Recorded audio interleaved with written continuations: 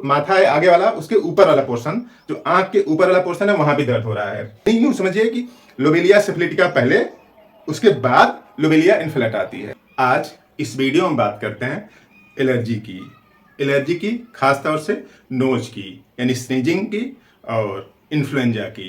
कई लोगों की शिकायत होती है कि उनका आईजीई बढ़ा रहता है। देखिए, जो आईजीई बढ़े होने के कई कारण हो सकते हैं। स्किन से रिलेटेड एलर्जी हो सकती है या फिर साइनस से रिलेटेड एलर्जी हो सकती है, और इस तरह के कई स्पेक्ट्रम हैं आईजीई के।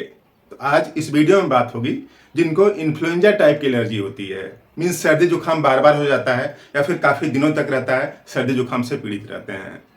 तो लोबेलिया सिफिलिटिका बेहतरीन मेडिसिन जिसका स्फेयर ऑफ एक्शन है नोज पर और चेस्ट पर, यानी रिस्पायरेटरी सिस्टम पर। और नोज और चेस्ट पर कुछ इस तरह से कि जो रूट ऑफ नोज है यहां से और अंदर साइड जो ओपनिंग है नोज की, इंक्लूडिंग चेस्ट का लोअर पोर्शन। इस तरह से जैसे मान लीजिए यहाँ पे नोज है, इस तरह से नोज फिर अंदर जाके माउथ में खुलता है, फिर उसके बाद यहाँ पे रेस्पिरेटरी ट्रैक्ट, एक ट्रैकिया, फिर उसके बाद यहाँ पे ब्रांकस और ये छाती का लोअर पोर्शन। तो इस वाले पोर्शन में, यानी जो लोअर पोर्शन है, लोअर चेस्ट पोर्शन है, वो कायदे से एक्सपैंड नहीं हो रहा है। मींस लगता है ऐसा कि एयर वहां पे पहुंच ही नहीं रही है, यानी इस लोअर वाले पोर्शन में एयर नहीं पहुंच पा रही है, सांस लेने में दिक्कत होती है। तो कुछ इसी टाइप के सिम्टम्स को ठीक करती है लोबेलिया सिफिलिटिका।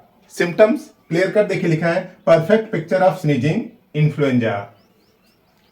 जो सर्दी जुकाम टाइप के सिम्टम्स होते हैं, बार बार कई लोगों की शिकायत होती है कि हमेशा बने रहते हैं, ठीक ही नहीं होता है। यानी जो हमेशा सर्दी जुकाम से पीड़ित लोग हैं उनके लिए बेहतरीन तरीके से रिस्पांस करेगी, क्योंकि देखिए यहाँ पे स्नीजिंग भी है, influenza including posterior nasal opening, यानी जो अंदर की तरफ है। कई लोगों की शिकायत होती है कि पीएनडी, पोस्ट नेजल ड्रिप होता रहता है, पीछे की तरफ कुछ ड्रॉप गिरता रहता है।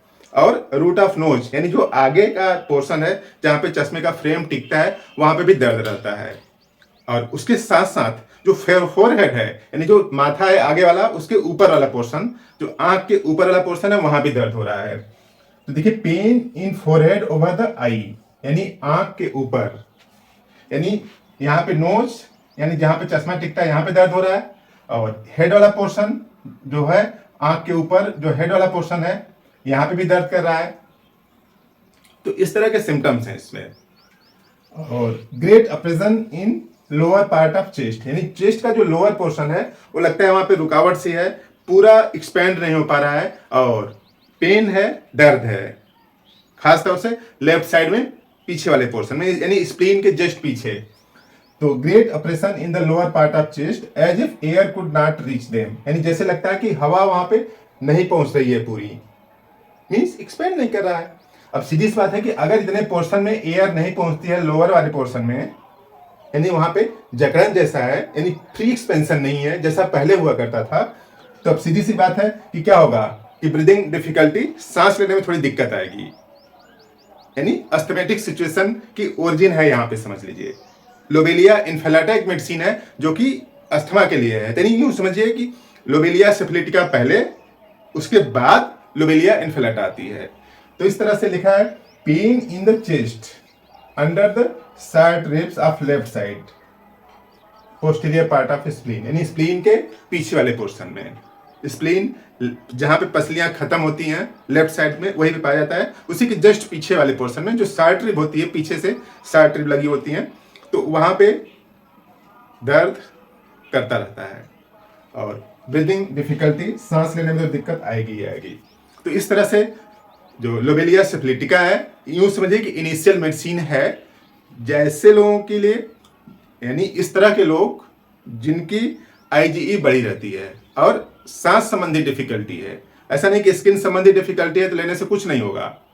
तो सांस संबंधी डिफिकल्टी की वजह से अगर आपका आईजीई बढ़ा हुआ है तो इसके लिए बेहतरीन तरीके से रिस्पांस करेगी लोबेलिया सिफिलिटिका। लेने का तरीका, इसका 30 पावर की दवा ले लें, सुबह 4 बूंद जीभ पर यूज करें। तो इस लोबेलिया सिफिलिटिका से जो नेजल और चेस्ट इंक्लूडिंग फोरहेड में जो पेन है, सांस संबंधी जो दिक्कतें हैं, ब्रीदिंग डिफिकल्टी है, वो सब ठीक होंगे। तो यहाँ तक आप देख रहे हैं तो बात समझ में आ रही होगी। तो इस वीडियो को लाइक करें, शेयर भी कर दें और लोगों की इन्फॉर्मेशन बढ़े। कई लोग बोलते हैं कि उनको एलर्जी है और एलर्जी ठीक ही नहीं हो रही है, खास उस दूसरे सिस्टम में इसके लिए कोई बेहतर रिस्पॉन्सिव ट्रीटमेंट नहीं है, लेकिन होम्योपैथी में है। इस तरह से आपने काम की बात समझी। Thank you.